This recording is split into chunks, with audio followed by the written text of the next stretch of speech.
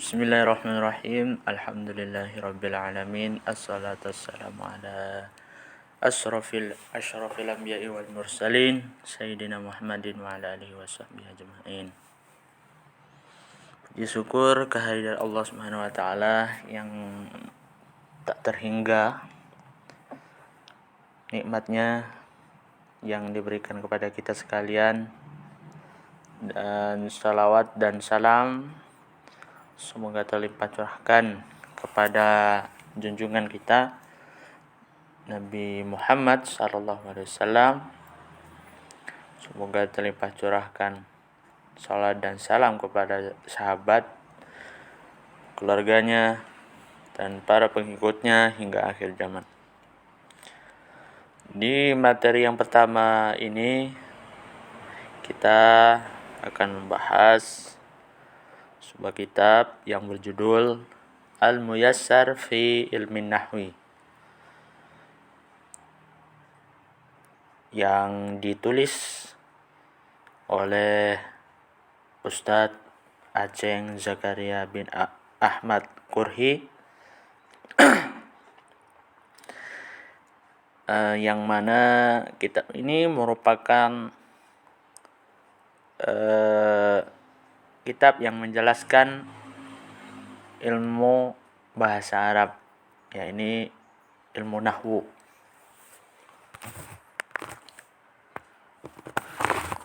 Pada kesempatan kali ini kita akan baca muqaddimah dari penulis hafizahullah ta'ala. Bismillahirrahmanirrahim. Al-Muqaddimah. Pendahuluan. Alhamdulillahilladzi anzala al-kitaba Qur'anan Arabiyyan la'allakum tattaqun walladzi yassara al-Qur'ana lidzikri la'allakum tafhamun. Wassalatu wassalamu ala nabiyyina Muhammadin an-nabiyil arabiyyil mab'usi bi kitabim mubin. Segala puji bagi Allah yang telah menurunkan satu kitab berupa Al-Quran yang berbahasa Arab agar kamu bertakwa, dan segala puji bagi Allah yang Dia telah memudahkan Al-Quran ini untuk diambil pelajaran agar engkau memahami. Semoga salawat dan salam terlimpah curahkan kepada Nabi kita, Nabi Muhammad SAW, yang mana beliau merupakan Nabi yang berkebangsaan Arab, yang diutus dengan kitab yang nyata.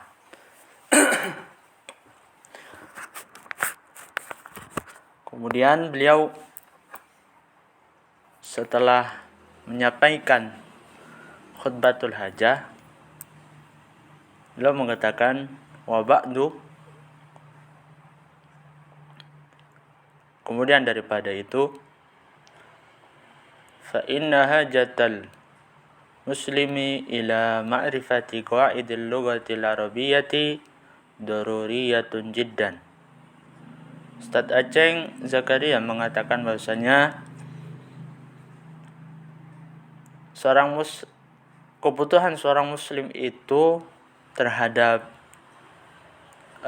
pengenalan kaidah bahasa Arab itu sangat darurat sekali, sangat penting sekali. Kenapa? Karena izbiha sababun ila fahmil Qur'ani was sunnati. Karena dengan mengenal kaidah bahasa Arab itu dapat memahami Al-Quran dan Sunnah.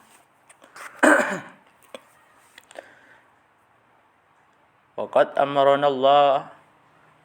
amarana Rasulullah sallallahu alaihi wasallam, dan Rasulullah sallallahu alaihi wasallam memerintahkan kepada kita an natamassaka bihima, agar kita berpegang teguh dengan Al-Quran dan Sunnah, wa na'malu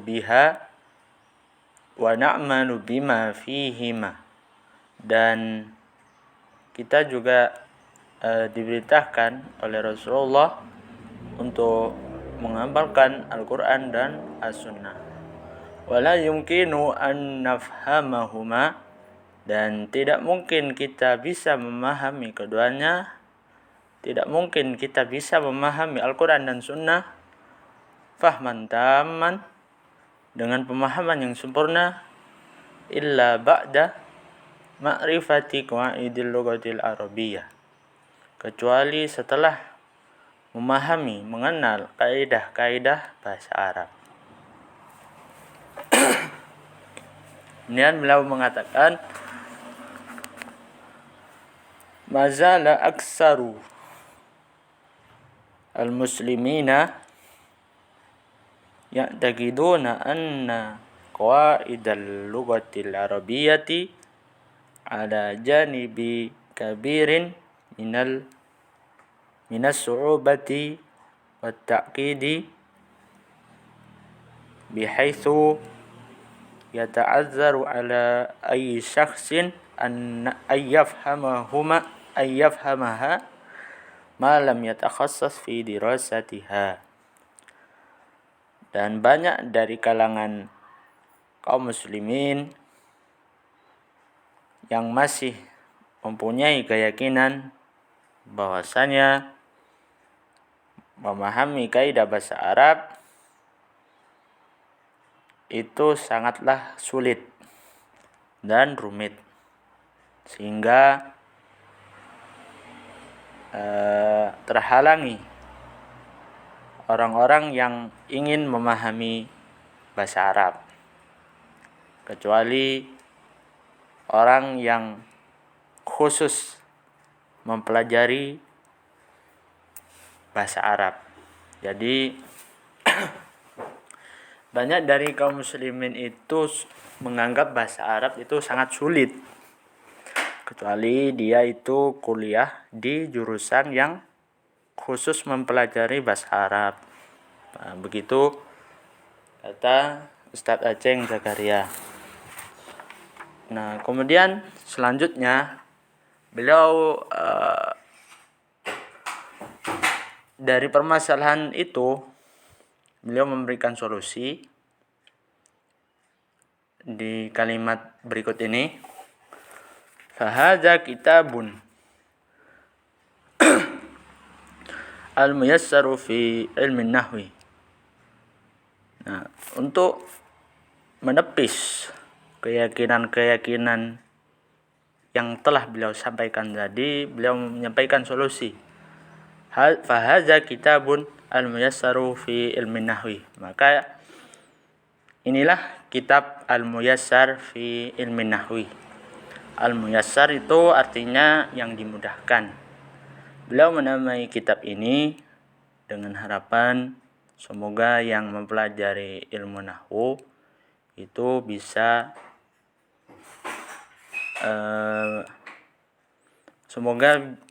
yang mempelajari kitab Al-Muyassar ini dapat memahami ilmu nahwu dan bisa membaca kitab gundul dan memahami Al-Quran dan Sunnah. Waqad wada'tuhu bi ibaratin sahlatin wa amsilatin kasiratin yashula fahmuhu wa la siyama lil mubtadi'ina fi dirasatin nahwi. Dan telah aku tulis di kitab Al-Muyassar ini dengan bahasa yang mudah dan contoh-contoh yang banyak supaya memudahkan untuk memahami kitab ini. Terlebih lagi bagi para pemula yang mempelajari ilmu nahwu. Wallaha as'alu ay yaj'alahu khalisatan liwajhihil karim wa ay yanfa'ana bihi yaumaddini wa huwa arhamur rahimin. Di akhir mukaddimah, Ustadz Aceng berdoa kepada Allah, semoga apa yang beliau tulis ini dicatat sebagai keikhlasan untuk mengharapkan wajah Allah Subhanahu wa taala, dan semoga kitab yang ditulis oleh beliau ini bermanfaat bagi para mubtadiin, bagi kita para pemula dalam belajar ilmu nahwu, hingga manfaat tersebut mengalir kepada beliau hingga hari kiamat. Dan Allah lah zat yang maha kasih sayang, maha yang memberi kasih sayang kepada makhluknya. Teman-teman yang dirahmati Allah, selanjutnya kita akan belajar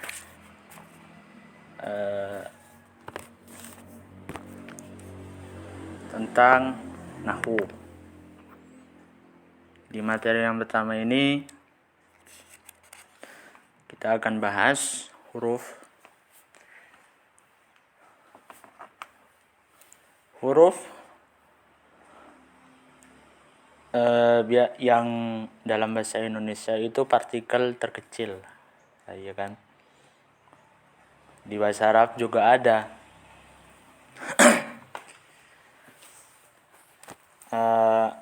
Huruf dalam bahasa Arab itu apa pengertiannya? Yaitu al-harfu huwa ma yatarakkabu minhu al-kalimatu. Jadi huruf itu dalam bahasa Arab adalah ma yatarakkabu minhu al-kalimah, adalah sesuatu yang menyusun kata. Contohnya ba, ya, ta, na, ha. Nah, dan huruf-huruf hijaiyah yang lainnya itu dapat menyusun kata. Selanjutnya kita akan menyebutkan tentang definisi kalimah. Jadi kalimah dalam bahasa Indonesia itu adalah kata. Sedangkan kalimat itu dalam bahasa Arabnya disebut kalam atau jumlah mufidah. Kita lihat di kitab apa pengertian kata itu atau kalimah. Al-kalimatu hiya lafdun lahu makna. Kalimat atau kata, kalimah, al-kalimatu kata, hiya adalah lafzun, adalah lafad, lahu makna, yang mempunyai makna. Contohnya madrasatun, sekolah, daftarun, buku tulis, mirsamun, pensil, yaktubu, sedang menulis, yaqra'u, sedang membaca, yajlisu, sedang duduk. Nah, contoh dari contoh-contoh ini yang telah disebutkan itu adalah kata. Nanti jenis-jenis kata kita akan sebutkan yang pembahasan yang akan datang. Kemudian kita lanjut definisi jumlah mufidah.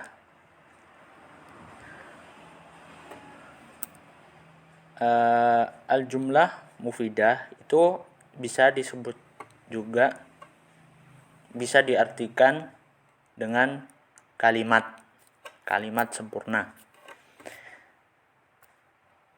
Al-jumlatu al-mufidatu, jumlah mufidah, hiya adalah at-tarkibul ladzi yufidu faidatan tammatan wa tusamma aidan kalaman.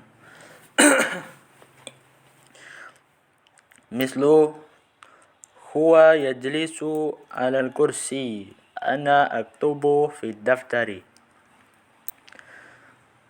Jumlah mufidah itu adalah tarkibu, susunan, allazi yang yufidu faidatan tamatan, yang memberikan makna, yang memberikan faidah sempurna, tusamma aidon kalaman. Wa tusamma aidon kalaman. Dan jumlah mufidah itu bisa disebut juga sebagai kalam. Contohnya, huwa yajlisu 'alal kursi. Dia duduk di atas kursi. Ana aktubu fid daftari. Saya menulis di buku tulis. Aliyun maridun. Ali sedang sakit. Ali itu sakit. Ahmadu ustadun. Ahmad itu adalah seorang ustad. Huwa ghaniyun. Dia adalah seorang yang kaya. Nah, semuanya ini adalah jumlah mufidah.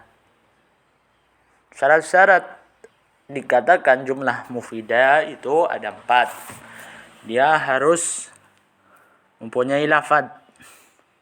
Lafadz itu suara yang mencakup huruf-huruf hijaiyah. Misalnya Zaidun. Zaidun itu merupakan lafadz yang terdiri dari huruf hijaiyah. Zaidun, zayya, dan dal. Kemudian yang kedua murakkab. Murakkab itu adalah sesuatu yang tersusun dari 2 kata atau lebih. Misalnya qoma Zaidun. Zaid itu Zaid sedang berdiri, atau Zaid telah berdiri. Kemudian syarat yang ketiga itu harus mufid. Mufid itu artinya memberikan faedah sempurna bagi pendengar, sehingga para pendengar itu bisa memahami tanpa bertanya lagi. Misalnya qoma Zaidun. Zaid telah berdiri. Ini kan sudah mempunyai lafadz dan murakkab, 2 kalimat atau lebih. Yang ketiga mufid, berfaedah. Kalau seumpama salah satu zat saja, misalkan qoma,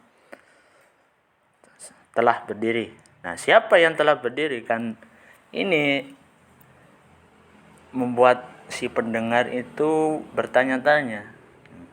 Kan butuh penjelasan. Untuk bisa jelas, untuk memberikan pemahaman kepada si pendengar, itu kita harus sempurnakan kalimatnya. Qoma Zaidun. Zaid telah berdiri. Siapa yang telah berdiri? Ya Zaid. Ya gitu. Kemudian yang keempat bil wad'i. Menurut para ulama nahwu, bil wad'i ini ada 2 makna, yaitu dengan bahasa Arab. Kenapa? Ya, syarat dikatakan kalam itu harus berbahasa Arab. Tidak bisa kalau kita pakai kalimat yang sempurna tapi dengan bahasa lain, misalnya bahasa Indonesia lah. Itu bukan dikatakan kalam menurut para ahli nahwu. Kemudian makna yang kedua, dia harus sadar. Al-qasdu namanya. Qasdu harus sadar. Jadi orang yang ngigau, meskipun dia berbahasa Arab, punya lafadz murokkab, mufid, tersusun dari 2 kata atau lebih dan memberikan makna sempurna, tapi dia ngigau, tidak sadar, menurut para ulama nahwu itu tidak disebut sebagai kalam. Jadi syarat al-wad'u itu berbahasa Arab dan harus sadar. Kemudian selanjutnya yaitu di sini ada pembagian huruf. Huruf itu ada 2. Yang pertama huruf hijai atau mabani, yang kedua huruf ma'ani, huruf yang memiliki makna. Huruf hijai atau mabani yaitu tadi telah disebutkan bahwasanya huruf hijai itu adalah huruf yang menyusun kata. Seperti alif, ba, ta, sa, dan seterusnya. Kemudian jenis huruf yang kedua adalah huruf ma'ani. Huruf ma'ani itu bisa 1 huruf, bisa 2 huruf, dan bisa 3 huruf. Nah, contohnya wawu. Wa itu maknanya banyak ya. Bisa berarti dan. Waw itu bisa juga berarti sumpah, demi artinya. Kemudian au ini adalah huruf athof. Nanti akan dijelaskan huruf athof itu kata sambung.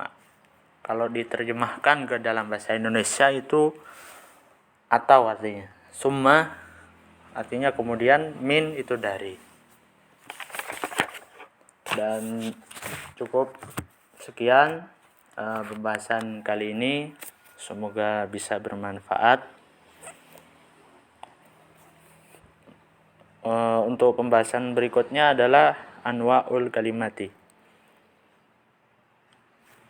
Mengucapkan terima kasih. Sekian. Assalamualaikum warahmatullahi wabarakatuh.